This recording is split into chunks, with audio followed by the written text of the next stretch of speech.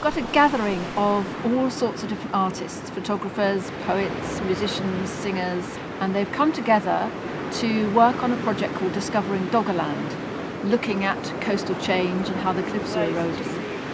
And we're actually looking across the North Sea over here, where at one time we were connected to Europe with a land that was the hunting grounds of Mesolithic people. And so we brought these artists together as part of Waveney and Blythe Art's approach to linking landscape and art to explore their responses to lost landscapes, lost homes, lost peoples, and to work collaboratively to come up with an artistic response to the whole concept of lost landscapes.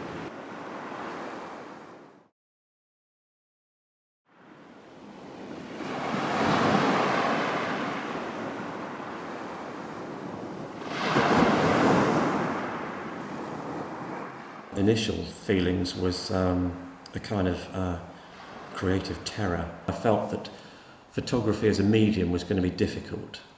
I felt that if you're perhaps a writer, a storyteller, a poet, a musician, a painter, there are so many art forms where it's inherent in that art form that you imagine something, that you create something internal as a response to an external idea or concept.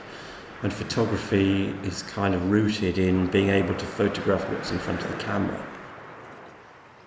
His first effort was to do the reed beds, because I thought, and the grasses, I thought if one was to push one's way through reeds, you might sort of start walking to Doggerland.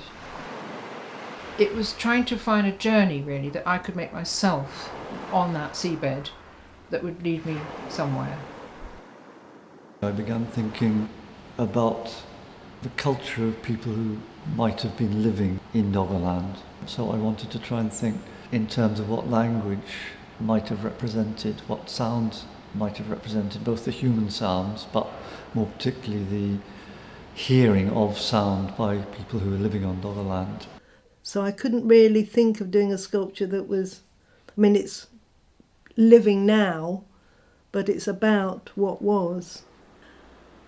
I don't see how you can create something that's totally gone without putting some of what is now into it, which is the tricky thing, because whether you're a photographer or a painter, you're not painting the past as such, are you? But you can create the mood and the inspiration that you've got to then produce a piece of work that would probably give you a feeling of the past.